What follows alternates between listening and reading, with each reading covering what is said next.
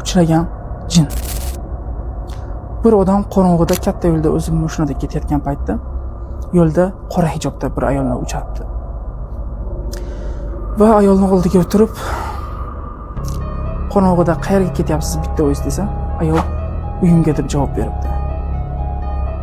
Bu odam esa telefonga syomka qilishni boshlagan payt edi.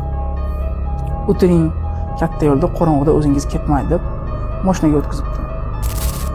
Va akam savol berayotgan paytlari ayolga o'girilib qarab, qorong'uda qayerga ketyapsiz bitta o'zingiz desa, ayol men faqat kechasi yuraman debdi. Akam bu odam oyoqlariga e'tibor berayotgan payt odam oyog'ini o'rniga tuyoq ko'ribdilar. Shundan video lavhani bir marta bir ko'ringchi.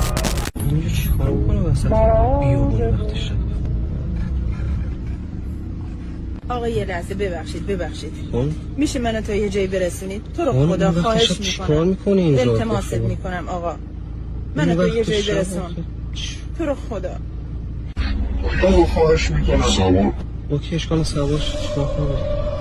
خانم شما واقعا نمیترسید این وقت شب تو این بیابون ساعت 2 نصف شب الان؟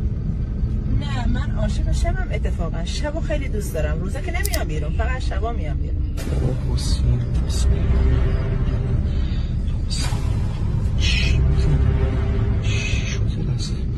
خانم ببخشید من یه کاری برام پیش اومده، اگه امکان داره من شما اینجا پیاده. Siz nima deb o'ylaysiz? Bu haqiqatan ham odam qiyofasidagi jinmi yoki shunchaki jinlar haqida olingan videorolikmi? Men umrimda bu videoni bir marta ko'rdim. Men juda ko'p shunaqa qo'rqinchli videolarni ko'rganman, lekin bu videoni bir marta ko'rishga jur'atim yetdi xolos.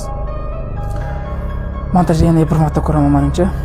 Agar siz shu odamning o'rnida bo'lganingizda nima qilgan bo'lardingiz?